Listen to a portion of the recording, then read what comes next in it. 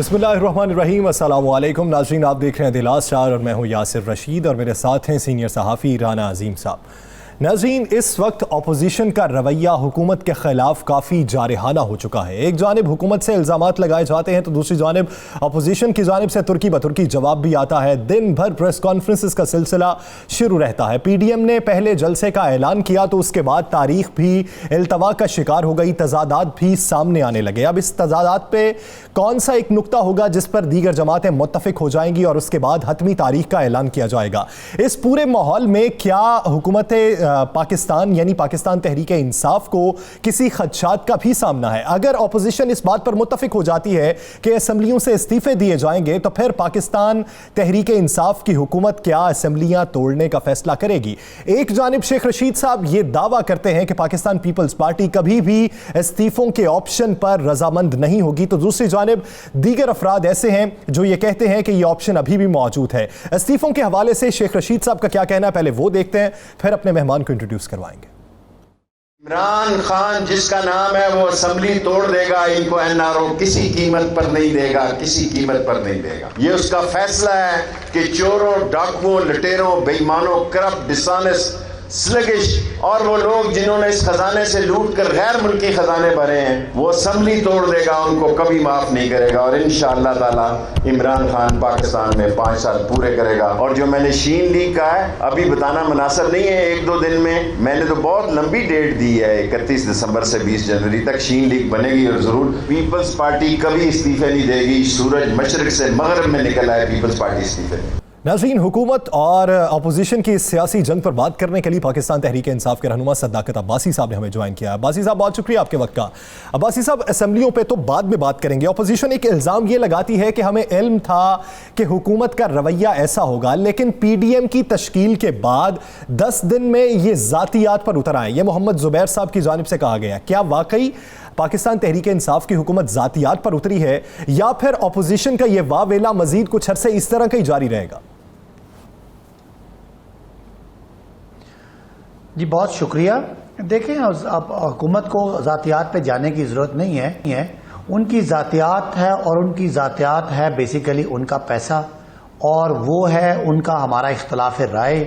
वो कहते हैं कि जो करप्शन है उसको ख़त्म कर दें, हम सबको NRO दे दें। और हमारा ख्याल है कि हमें वोट इसी बात का मिला है कि हमने एहतसाब के प्रोसेस को जो इंडिपेंडेंट है उसको हमने सपोर्ट करना है और किसी कीमत पे, जिस तरह माजी में होता रहा है जमहूरी और गैर जमहूरी हुकूमतों में, कि अपने सियासी मफादात, अपनी सियासी जो गिव एंड टेक है उस पे जाके आप एक समझौता कर लेते हैं और जो अकाउंटेबिलिटी का प्रोसेस है उस पर कॉम्प्रोमाइज़ करते हैं। इमरान खान साहब ने पहली तकरीर से लेकर आज तक एक ही मौक़िफ़ रखा है कि जो मर्जी दबाव डालें, वो दबाव पार्लियामेंट में हो, पार्लियामेंट के बाहर हो, सड़कों का हो, इदारों को बुरा भला कहने का हो, हमें बुरा भला कहने का हो, उसका जो टारगेट है वो है कि जितने ये केसेस हैं इनसे किसी तरह उनको फरार मिले।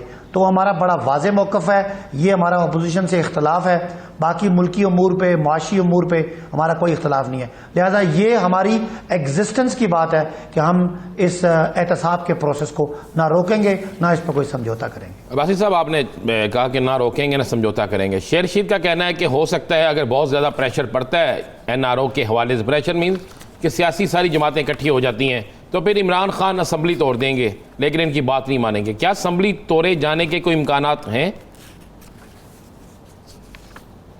देखें, ये तो बहुत देर की बात है, बहुत दूर की बात है। पहले तो आपको पता है, आपने हालिया तारीख देखी है, PTI ने तारीख के सबसे लंबे और सबसे बड़े और सबसे यानी कंटिन्यूड 2 साल तक प्रोटेस्ट किए हैं, स्ट्रीट एजिटेशन की है।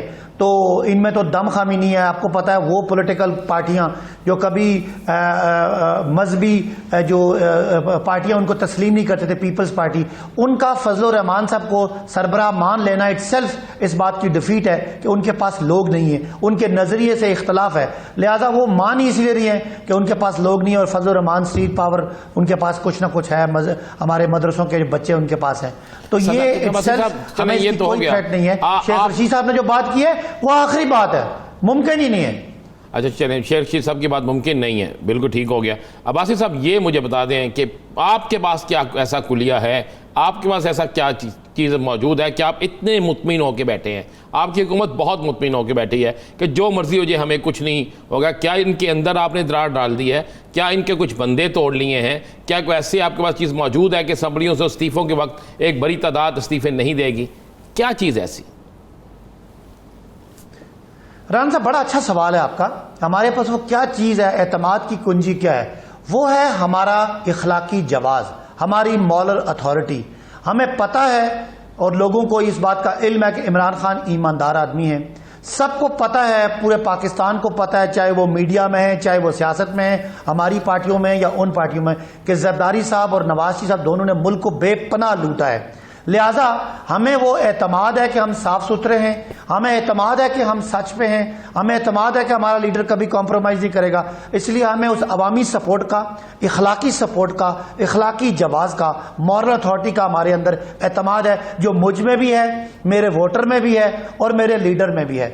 उनमें ये इसकी कमी है। और दिन को गीदड़ बब्बियाँ लगाते हैं, रात को वो गोडों गिट्टों में पड़ते हैं। और उसकी वजह क्या है कि वो खरीदना जानते हैं, वो दबाव डालना जानते हैं और हम सच पे खड़े हैं। ये हमारी ताकत है और इस हमें पता है कभी पब्लिक उन लोगों की दौलत बचाने के लिए नहीं आएगी। नवाज शरीफ साहब जो खुद तो लंदन में हैं, उनके बच्चे तो लंदन के फ्लैटों में ठंडी हवाएं लगवा रहे हैं और पाकिस्तान के बच्चों को वो कहें कि सड़कों पर निकलें, इस बात का इखलाकी जवाब नहीं है। तो फर्क है इखलाकियात का, मॉरल स्ट्रेंथ का, और वो हम समझते हैं। अब्बासी साहब, अपोजिशन ने अवाम में खुद को मनवाने का फैसला किया है। तहरीक के सिलसिले में अगर जलसे जुलूसों का आगाज हो जाता है तो पाकिस्तान तहरीक इंसाफ उन जलसे जुलूसों की क्या इजाजत देगी, और अगर इजाजत देगी तो क्या वो मशरूत होगी?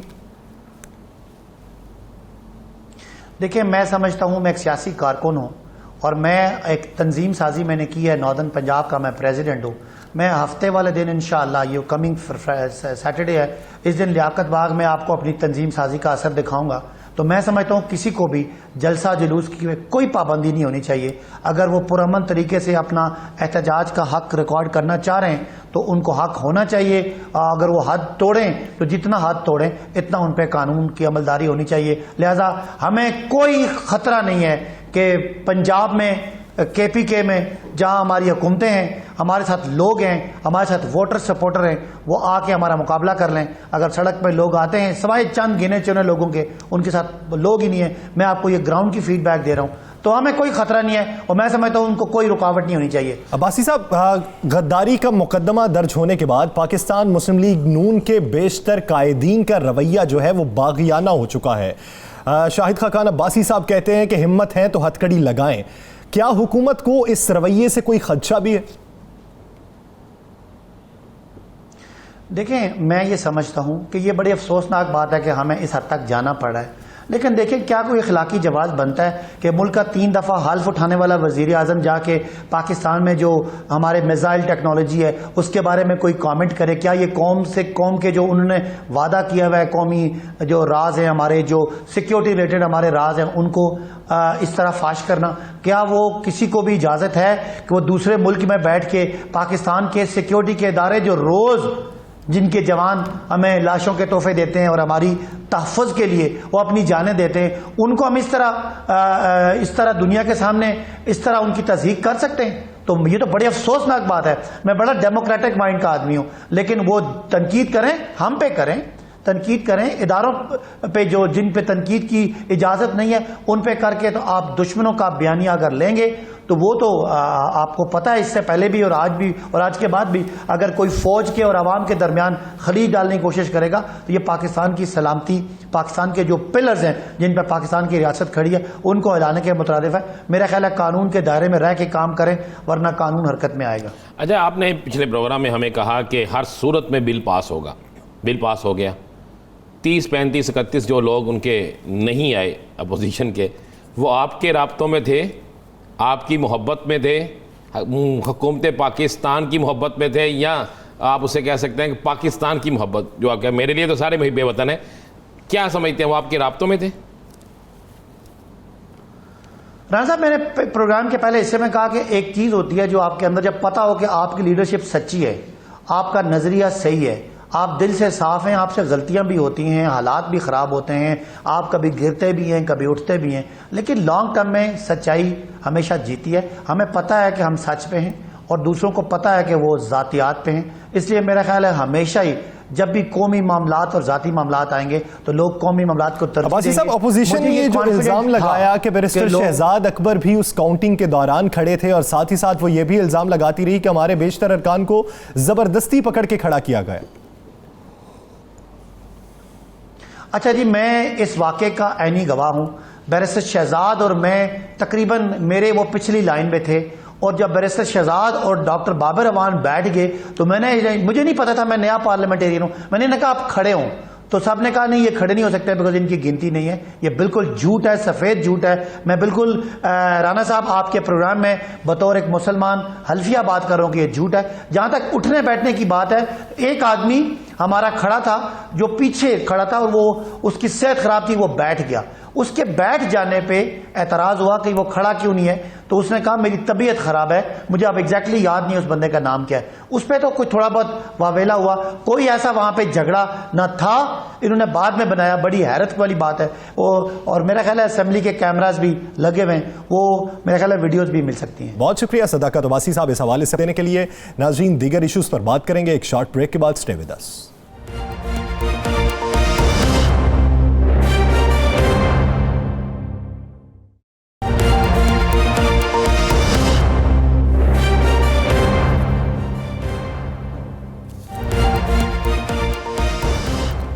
Welcome back. नाज़रीन, क्या पाकिस्तान पीपल्स पार्टी पाकिस्तान डेमोक्रेटिक मूवमेंट के तर्ज़ सियासत से मुत्तफिक है और MQM जो सिंध में जारहाना रवैया अपनाए हुए है उससे पाकिस्तान पीपल्स पार्टी को क्या कोई ख़तरा हो सकता है? और पाकिस्तान पीपल्स पार्टी नए सूबे के क़याम के हवाले से इख्तलाफ क्यों रखती है? और PDM का अगला जलसा क्या 18 अक्टूबर को होगा, क्योंकि उस दिन सानह कारसाज का यौम मनाया जाता है पाकिस्तान पीपल्स पार्टी की जानिब से, तो उनका ये मौक़िफ़ है कि ये जलसा 18 को नहीं हो सकता। इसी बारे में बात करने के लिए पाकिस्तान पीपल्स पार्टी की रहनुमा नफीसा शाह साहिबा ने हमें ज्वाइन किया है। नफीसा साहिबा, बहुत शुक्रिया आपके वक्त का। नफीसा शाह साहिबा, PDM का पहला जलसा कब होगा? अगर इत्तेहाद इतना मजबूत है तो फिर तारीख के तयन में तजादात क्यों है? देखिए, प्लीज रिमेंबर कि ये 10 से ज्यादा जमातें हैं, छोटी बड़ी जमातें हैं। कोई जमातें इलाकाई सियासत करती हैं, कोई जो फेडरल पॉलिटिक्स करती हैं, वफाक के ऊपर पॉलिटिक्स करती हैं सारे मुल्क में। तो ये हर किस्म की वहाँ पार्टीज, मुख्तलिफ पार्टीज हैं। कोई रिलीजियस आइडियोलॉजी की बुनियाद पर पॉलिटिक्स करती हैं, कोई ज़्यादा सेक्युलर जमातें हैं, कोई कंजर्वेटिव है, कोई लिबरल है, कोई लेफ्ट विंग है, कोई राइट विंग है। जब इतना बड़ा इज्तिमा हो और इतनी मुख्तलिफ जमातें इकट्ठी हुई हो, मकसद, कॉमन मकसद ये है कि अवाम के जो इस वक्त मुल्क में जो मसाइल हैं, बिलखुसूस महंगाई है, बेरोजगारी है और पाकिस्तान में बढ़ती हुई गुर्बत और पाकिस्तान का जो आईनी ढांचा है वो जो कमज़ोर हो रहा है, उससे हमारी दुश्मनी है, उससे हमें लड़ना है और उसके लिए ये सारी पार्टीज इकट्ठी हुई हैं। अब एक जो एलानिया जारी हुआ है वो एक बहुत ही पावरफुल एलानिया है जिसमें किसी का कोई जाती इशू नहीं है। उसमें इन्हीं चीज़ों का जिक्र है कि फ्री एंड फेयर इलेक्शंस हो, इस मुल्क में आइन जो है उसकी और सिविलियन बालादस्ती हो, इस मुल्क में छोटे सूबों के राइट्स जो हैं वो वायोलेट ना हो, इस मुल्क में इंसानी हुकूक और फंडामेंटल राइट्स जो है उसकी प्रोटेक्शन हो, ये बातें उसमें हैं। अब इसका जो पहला इवेंट था वो 11 तारीख को होना था और उसकी ऑब्वियसली जब इतनी सारी जमातें हैं, हो सकता है कहीं कोई मसरूफियत किसका कोई और आ गया हो, कोई इशू, तो इसलिए इसको चेंज करने जा रहे हैं। और उस चेंज में 18 तारीख हमें इसलिए सूट नहीं करता वेरी क्लियरली कि क्योंकि 18 तारीख को पाकिस्तान की जो पॉलिटिकल फोर्सेस है उस पर सबसे बड़ा तारीख में हमला हुआ है दहशतगर्दी का। 200 से ज्यादा, 180 से ज्यादा हमारे शहीद हुए हैं, कई लापता भी उसमें है कारकुन। और ये शहीद बीबी की वापस मुल्क में जमहूरियत लेने के लिए जो आ रही थी, जमहूरियत बहाल करने के लिए, तो वो उस काफिले पर हमला हुआ है 18 अक्टूबर। तो इसलिए ये हमारी पीपल्स पार्टी की और जमहूरी तारीख के हवाले से एक अहम दिन है। और ये कराची में हमारा एक जब से ये इवेंट हुआ है 2007 से लेकर आज तक एक तसलसल से ये सालाना ये इवेंट होता है।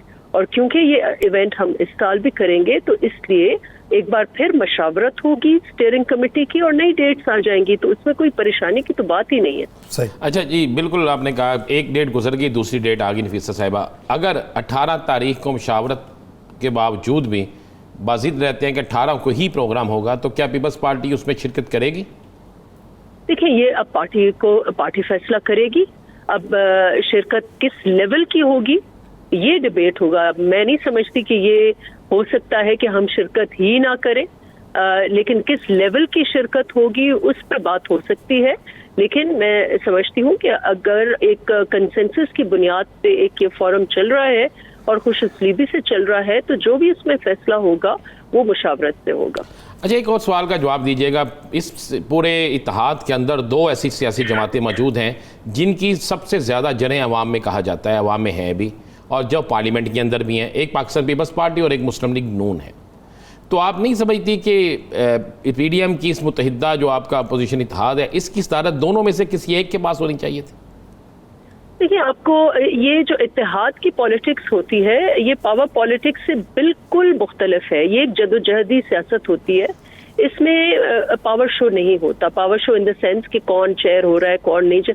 इसका ऑब्जेक्टिव ये है कि वो हो जो सबको इकट्ठा रख सके। आपको याद होगा, नॉट इन द वेरी मतलब रिसेंट पास्ट में ही समझ लें कि लेट नवाबजादा नसरुल्लाह साहब को सब पार्टीज को वो काबिल कबूल होते थे और वो अलायंस बिल्डिंग के माहिर थे और अलायंसेस को चलाने के भी माहिर थे। और सारी जमातें जो हैं वो मुश्तरका उनकी राय होती थी कि जब भी अलायंस बनेगी, इत्तेहाद बनेगा जमहूरियत की बहाली के लिए या डिक्टेटरशिप के खिलाफ, तो फिर वो नवाबजादा साहब भी उसको लीड कर सकेंगे। तो इस वक्त भी जो फैसला होना है, एक व्यू ये है कि ये चेयर जो है वो रोटेट करेगी और एक व्यू ये है कि उसका परमानेंट चेयर होना चाहिए। सही। तो नफीसा साहिबा, आप किस हक में हैं? आप इसमें हैं कि इसको चेंज होना चाहिए और कितने अरसे बाद होना चाहिए? बरावल साहब तो यही कहते हैं। देखिए, मैं जी ये भी अगेन अगर हमारा ये व्यू है और तो फिर फैसला वही होगा जो ये कंसेंसस की बुनियाद पर होगा। ये हमारा बिल्कुल, अगर हमारा ये व्यू है कि एक रोटेशन से हो, वो जमहूरी हवाले से भी अच्छा है और सबको एक एक इक्वालिटी मिलती है।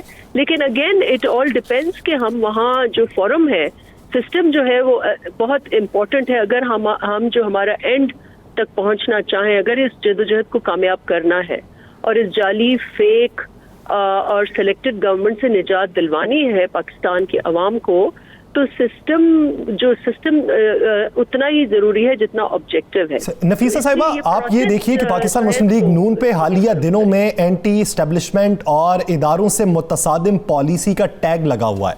मुस्तफ़ा नवाज खोखर साहब ये कहते हैं कि पहली बार पंजाब से एंटी एस्टेब्लिशमेंट आवाजें उठने पर खैर मकदम करते हैं। तो क्या पाकिस्तान पीपल्स पार्टी का भी इदारों से मुतसादिम वाला रवैया है? देखिए, मैं इसको डिफरेंट फ्रेम करूंगी। मैं ये बार बार यही एम्फसाइज करती हूँ कि मेरा बहैसियत पॉलिटिकल वर्कर, मेरा रेफरेंस पॉइंट जो एलानिया है, जो इस सारी बीटिंग का नतीजा है, वो एक एलानिया है। और इस एलानिया को आप पढ़ें और बार बार पढ़ें। और इस एलानिया में सिविलियन सुप्रीमेसी की बात थी, कानून की बालादस्ती की बात है, आइन की बालादस्ती की बात है। डिबेट या झगड़ा किस चीज का है? झगड़ा ये है कि हम चाहते हैं कि सिविलियन बालादस्ती हो। और जो आइन में लिखा गया है कि पाकिस्तान की पार्लियामेंट जो है वो खुदा की जात के बाद अगर इस मुल्क में जो सियासी ताकत है वो पार्लियामान है और पार्लियामेंट में चोजन रिप्रेजेंटेटिव है। और जो इस मुल्क की पॉलिसी हो, वो इक्तिसादी पॉलिसी हो, वो फॉरेन पॉलिसी हो, इस हाउस से और अवाम से होनी चाहिए। इस वक्त एक हाइब्रिड गवर्नमेंट है, कुछ सेलेक्टेड फ्यू है, एक मुरब्बा बनाया हुआ है, कोई बाहर से लोग आ रहे हैं, कोई जा रहे हैं। अभी हम सुन रहे हैं कि जुल्फी बुखारी को बाहर एक्सपोर्ट कर दिया है उन्होंने। ECL के नाम का कोई जिक्र नहीं था, फिर इन्होंने इसी तरीके से जहांगीर तरीन को बाहर एक्सपोर्ट किया हुआ है। तो ये इस किस्म की सिलेक्टेड फ्यू जो है वो उनकी अजारादारी इस वक्त चल रही है और हकीकी हवाले से जमहूरियत नहीं है, क्योंकि पार्लियामान की इज्जत नहीं है। इस मुल्क में रूल ऑफ लॉ नहीं है और इस मुल्क में जो पॉलिसी बन रही है वो अवाम दुश्मन पॉलिसी। ये क्या बात है कि 2-2.5 साल हुए हैं, कोई ऐसा महीना खाली नहीं है जहां बिजली की कीमतें ना बढ़ती हों, जहाँ गैस की कीमतें ना बढ़ती हों, जहाँ हमारी बुनियादी आपका इत्तेहाद बन गया, आपका इत्तेहाद बन गया, इत्तेहाद ने हुकूमत के खिलाफ एक चीज़ पे मुतफिक हो गया कि इस हुकूमत को जाना चाहिए। एहतजाजी जलसों का शेड्यूल भी अनाउंस हो गया, लेकिन उसके बावजूद मुस्लिम लीग नून अपने जलसे कर रही है, जलसे जुलूस कर रही है, पीपल्स पार्टी अपने जलसे जुलूस कर रही है। तो जब एक तहरीक चल रही है, एक तहरीक बन गई है, एक तहरीक का नाम रख दिया गया है, एक इत्तेहाद बन गया है, तो क्या ये जलसे उसी इत्तेहाद पे नहीं होने चाहिए थे? देखिए, हमारी अपनी जमातें, प्लीज रिमेंबर कि एक पावर पॉलिटिक्स भी है। कल को जब हम इलेक्शन में जाएंगे तो हमें नून की फिक्र नहीं होगी, हमें अपनी फिक्र होगी कि हमें वोट मिले और हम हुकूमत में आए। और इस वक्त हमारे अपने इलेक्ट्रेट्स हैं, उसको भी हमें रीच आउट करना है। हमारी अपनी पार्टीज हैं, हम जैसे 18 अक्टूबर है, 18 अक्टूबर एक फिक्स्ड इवेंट है पाकिस्तान पीपल्स पार्टी की जो जदोजहद की तारीख है, उसमें एक बहुत बड़ा इवेंट है, तो इसको तो हम नजरअंदाज नहीं कर सकते क्या भी हो जाए।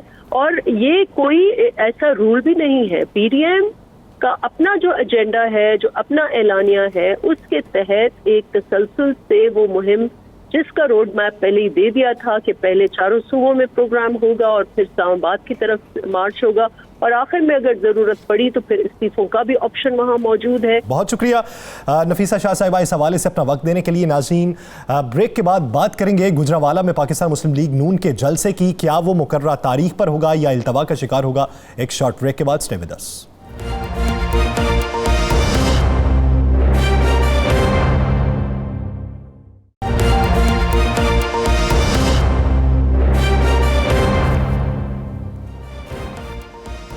Welcome back. नाज़रीन, साबिक वज़ीर-ए-आज़म मियां मोहम्मद नवाज़ शरीफ, उनकी साहबजादी मरियम नवाज़ साहिबा, शाहिद खाकान अब्बासी, राना सनाउल्ला, ख्वाजा आसिफ, बहुत से ऐसे रहनुमा हैं जिन पर गद्दारी का मुकदमा दर्ज करवाया गया। ये गद्दारी का मुकदमा दर्ज करवाया गया है काम शहरी बदर रशीद की जानिब से कि ये तमाम लोगों ने साबिक वज़ीर-ए-आज़म नवाज़ शरीफ की तकरीर पर जो एंटी इस्टेब्लिशमेंट थी, इदारों से मुतसादिम थी, उसकी हाँ में हाँ मिलाई और एक बयानिया अपनाया है, तो ये गद्दारी के मुर्तकिब होते हैं। तो ये शाहदरा लाहौर में मुकदमा दर्ज करवाया गया है और दरख्वास्त भी काबिल समाअत करार दे दी गई है। अब इस पर समाअत भी होगी।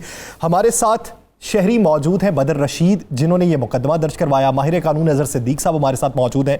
सबसे पहले तो बदर रशीद साहब की जानिब बढ़ते हैं। बदर रशीद साहब, बहुत से लोग जो पाकिस्तान तहरीक इंसाफ से ताल्लुक़ रखते हैं वो आपको इस वक्त मुहब्बे वतन कहते हैं, जो लीगी कारकुनान हैं वो आपको मौजूदा हुकूमत का एजेंट कहते हैं। बताएं कि बदर रशीद है कौन?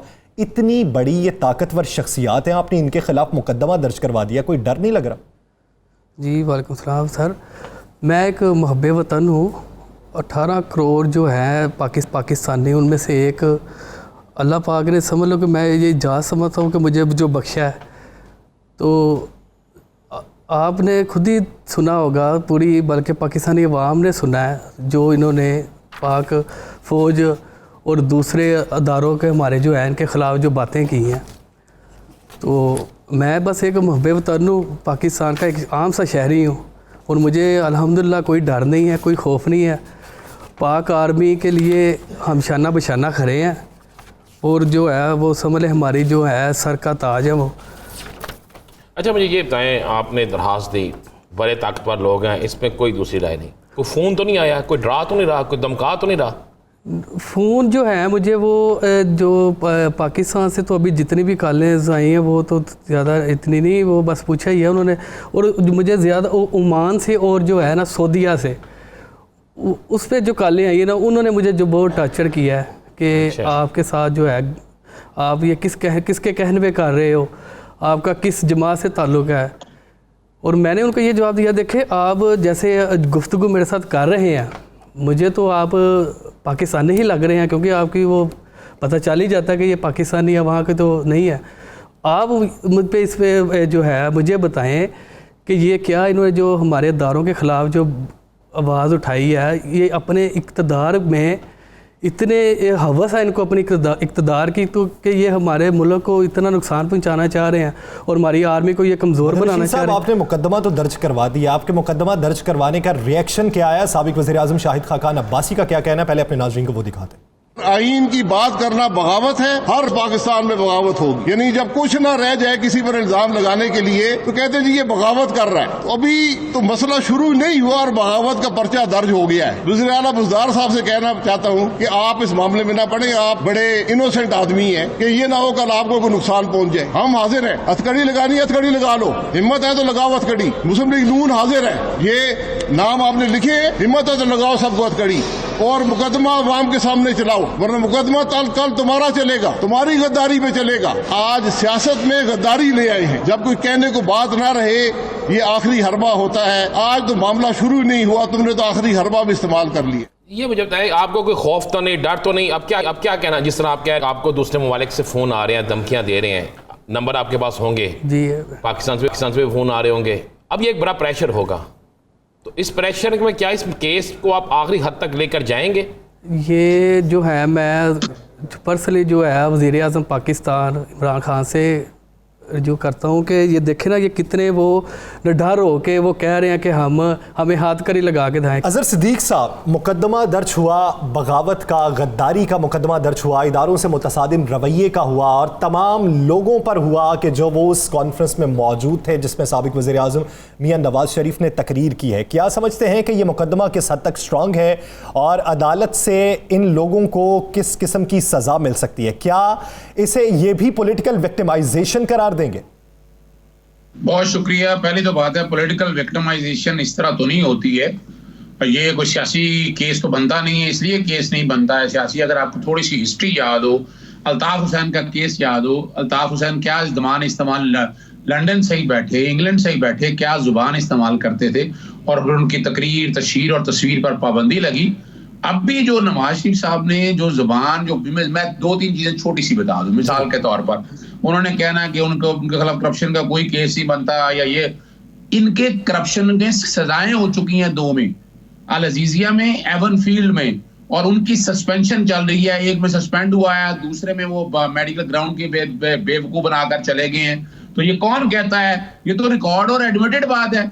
आप ये कहें तो ये तौहीन अदालत है ना। यानी यहाँ जितने भी लीडर है ये सारे उनके ये बात कहते हैं नवाज शरीफ का करप्शन 1 रुपए की साबित हो भाई, अरबों रुपए की करप्शन साबित हो चुकी है और आप अपीलों के अंदर आप तौहीन अदालत कर रहे हैं। और ये तौहीन अदालत की इजाजत, यानी आप आर्टिकल 19 अगर पढ़ लें, आर्टिकल 19 के अंदर बड़ा वाज़ेह तौर पर लिखा हुआ है, और मैं आप लोगों के लिए पढ़ना चाहूंगा आर्टिकल 99 है पाकिस्तान 1973 का, कि जिसके अंदर क्या दूसरी बात जो मैं अभी करना चाहूंगा आपके सामने वो है, इलेक्शन को कहते हैं रिग हुआ है। अच्छा, इलेक्शन रिग अगर याद हो तो 2013 में बड़ी धांधली के इल्जाम लगे थे और वो इलेक्शन पूरा जो है ना, वो इमरान खान ने बाकायदा धरना दिया या जो कोई भी किया, इमरान खान गवर्नमेंट टॉपल तो नहीं कर सके थे ना। ये जिस तरह की बातें कर रहे हैं तो बगावत के जुमरे में इसलिए आती हैं कि वहां पर बाकायदा एक कमीशन बना, कमीशन ने बैठ के इलेक्शन की जो सारे सिस्टम को बैठ के देखा और उसके बाद इलेक्शन ये तो हो गया। मुझे ये बताएं कि ये जो FIR दर्ज हुई है अज़हर सिद्दीक साहब, इसकी बुनियाद पर जिन लोगों पर FIR दर्ज हुई है, इनकी बुनियाद पर आप क्या बुनियाद समझेंगे? अगर ये साबित तो वीडियो हर चीज़ मौजूद है, इसके बाद क्या इनके ऊपर नहली की तलवार लटकती है? क्या ये अरकान असम्बली जो अरकान असम्बली हैं या सेनेटर ये रह सकते हैं या नहीं रह सकते? और क्या मुद्दई जो है जिस तरह उसे धमकियां मिल रही हैं, क्या इसकी हिफाजत अब किसकी जिम्मेदारी है? लेकिन जहां तक मुद्दई की हिफाजत बड़ी हिम्मत की है, सैल्यूट टू हिम कि आप, वरना कौन आजकल में इस दौर में इतना बड़ा एक्शन लेता है? इसकी हिफाजत करना तो अब सरकार की जिम्मेदारी है। और सरकार की जिम्मेदारी इसलिए है कि आईन Pakistan article 9 right to life और आर्टिकल 14 क्वालिटी ऑफ लाइफ की बात करता है। आर्टिकल 19 में जरा आम आदमी के लिए इजाजत चाहूंगा, थोड़ा सा वक्त ना लग जाए, लेकिन ये पहले पढ़ने के बाद मैं जवाब में आऊंगा। Subject to any reasonable restriction imposed by law in the interest of the glory of Islam or integrity, security or defense of Pakistan, लफ्ज रखिएगा, or any part thereof, friendly relation with foreign state, public order, आप क्या माशरे में इंतशार पैदा कर रहे हैं, decency और morality, or in relation to contempt of court, or commission of or incitement to an offense। भी किसने कहा है कि आपको इतनी आजादी है कि आप लोगों को तरकीब दे जुर्म करने की इजाजत नहीं है। आर्टिकल 19 फंडामेंटल राइट इस बात की इजाजत नहीं देता, और हम गलत इस बात को इंटरप्रिटेशन करते हैं कि यार मादर पितर आजाद नहीं है। ये जो बातें नवाज शरीफ ने की हैं पूरी दुनिया में बता दें कि कोई पूरी दुनिया में इस तरह की बातें कोई होती हैं। ये पाकिस्तान ही है जहां पर बेवकूफ बनाया जाता है कि आजादी नहीं है, दूसरी तरफ क्या कुछ किया जाता है। ये रिकॉर्ड की बात है। दूसरी बात जो आपने बात कही है, सारी FIR उठाकर देख लें, FIR में तमाम जो जुराइम अट्रैक्ट होते हैं वो साबित जुर्म काबिल दस्तंदाजी पुलिस है और नाकाबिल जमानत है।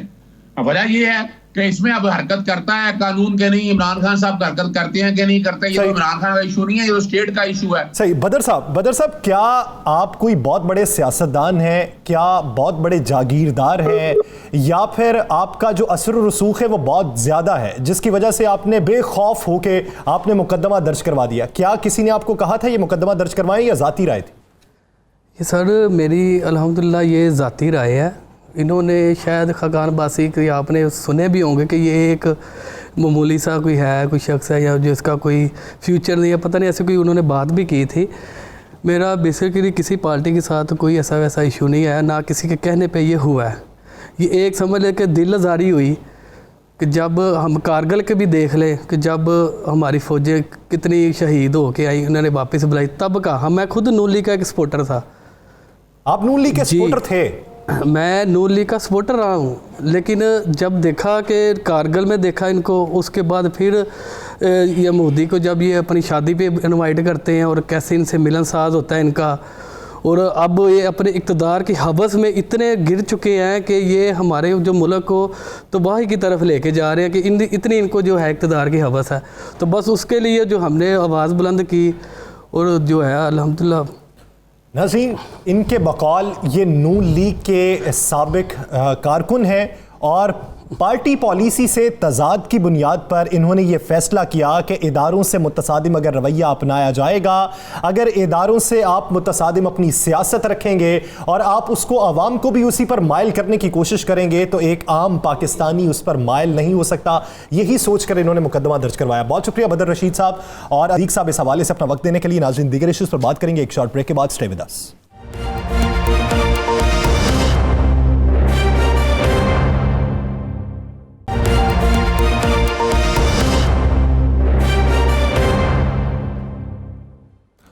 Welcome back. नाज़रीन, बात करेंगे पाकिस्तान मुस्लिम लीग नून की सियासत की, और सियासत का महवर जो आइंदा दिनों में होगा वो गुजरांवाला होगा, क्योंकि 16 तारीख को पाकिस्तान मुस्लिम लीग नून ने गुजरांवाला में जलसा करने का ऐलान किया है। खदशात ये भी हैं कि शायद ये जलसे की तारीख इल्तिवा का शिकार हो जाए, क्योंकि बहुत से नाराज़ अरकान भी हैं जो गुजरांवाला से ताल्लुक़ रखते हैं और हालिया उन्हें नोटिस जारी हुए और पार्टी से बेदखल कर दिया गया।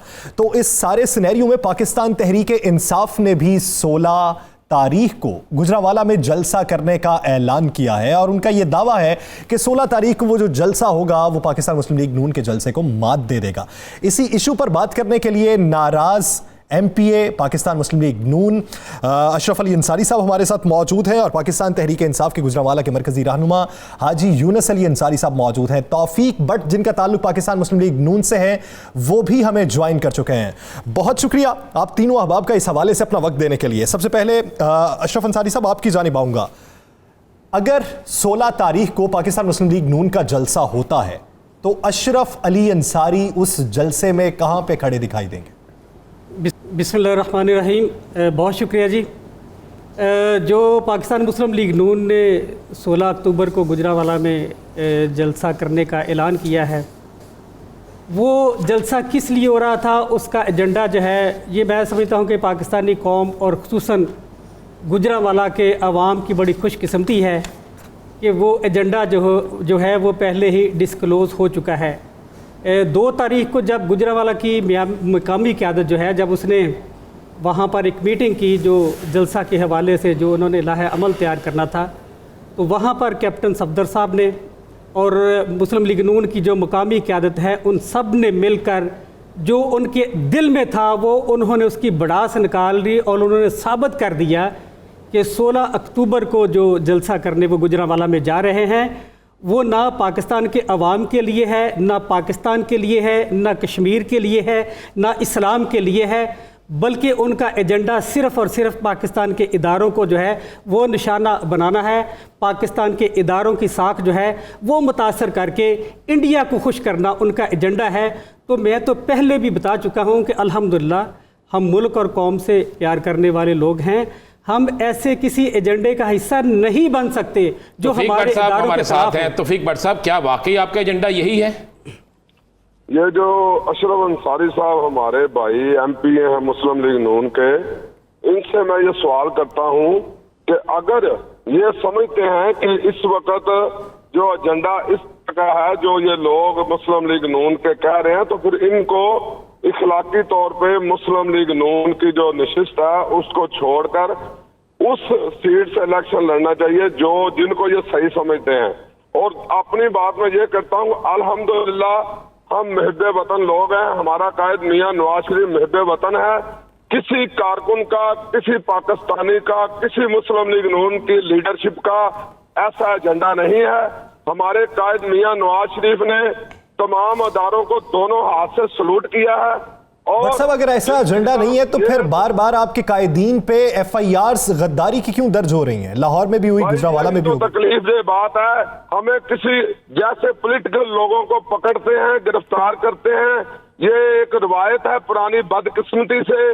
उस एजेंडे के तहत अगर ये रोकना चाहते हैं तो हमें रोक लें, मगर खुदा का वास्ता है किसी वतन पाकिस्तानी को अपने मकासद के लिए ये इमरान खान साहब की जो हुकूमत है इस तरह किसी को गद्दारी का सर्टिफिकेट। भट्ट साहब ये बता दें, अंसारी साहब को आपने कहा है कि ये अपनी सीट से इस्तीफा दे के इलेक्शन लड़ें। भट्ट साहब आपने कहा है कि अंसारी साहब अपनी सीट से इस्तीफा दे के इलेक्शन लड़ें, तो जब तक ये आपके साथ पुराने कारकुन थे, जब तक ये आपके साथ रहे थे, तो क्या इन्होंने उस वक्त, लाजमी बात है आपकी जमात में थे ना, आपने इन्हें टिकट दिया और आपकी जमात के साथ बिल्कुल ये लायल थे तो आपने टिकट दिया ना आपकी जमात ने, तो अगर कोई इख्तलाफ करे जमात के किसी मामले से तो क्या उसको रिजाइन दे देना चाहिए?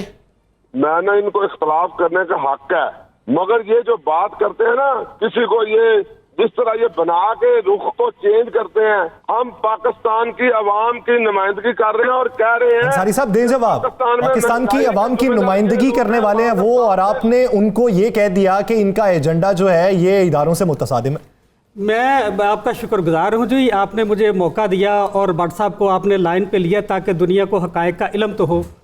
ये भट्ट साहब ने जब की कि ये मैं इस्तीफ़ा दे के तो दोबारा नए सिरे से इलेक्शन लड़ूँ, ये बात जो है ये कोई और बंदा करे तो फिर मैं उससे और हिसाब से बात करता, लेकिन जब भट्ट साहब ने बात की है तो सच्ची बात है मुझे तो बड़ी शर्मिंदगी हुई है कि भट्ट साहब जैसा बंदा जो हर वक्त साजिशें करता रहता है, जो इंतशार फैलाता है, जो पार्टी लीडरशिप के साथ जो है वो वफादार नहीं है, और हमेशा इन्होंने पार्टी के अंदर रहते हुए साजिशें की हैं।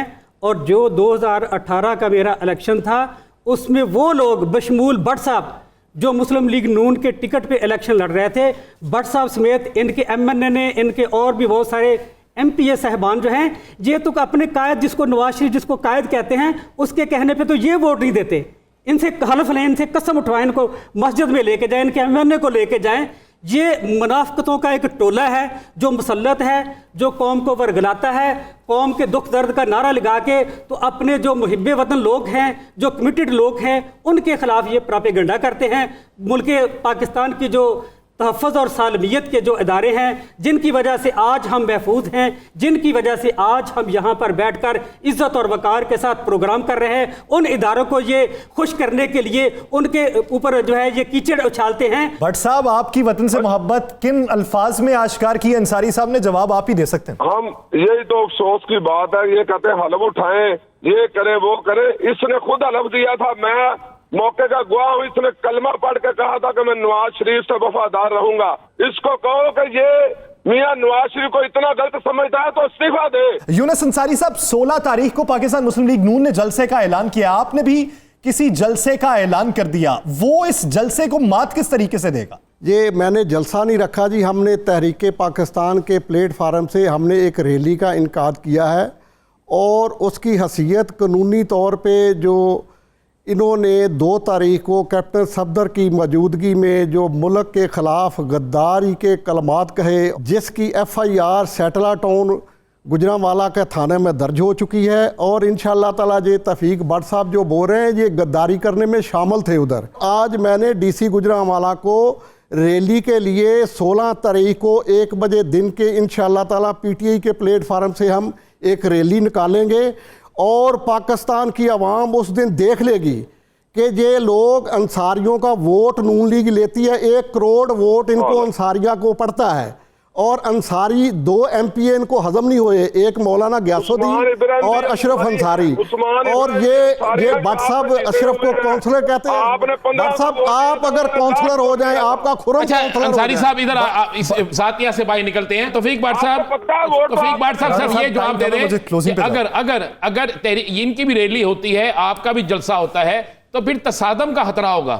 नहीं, ये मेरी बात आप सुने। आप अगर इन्होंने हाजी यूनुस अंसारी साहब ने दरखास्त दी है रैली के लिए, बिल्कुल होनी चाहिए, इनका हक है। इसी तरह जैसे इनका हक है इसी तरह हमारा भी हक है। हमारा कोई तसादम नहीं होगा। हम पॉलिटिकल लोग हैं, इस वक्त मुल्क में जमहूरियत है। तमाम जो चले अवाम को आजमाने देते हैं, अवाम फैसला करे कि मुहब्बे वतन कौन है। रैली 16 अक्टूबर को होने जा रही है। पाकिस्तान तहरीक इंसाफ और मुस्लिम लीग नून फैसला अवाम करेगी। नाज़रीन, दिलासा से मुझे और राना अजीम साहब को दीजिए इजाजत। अल्लाह ने के बाद।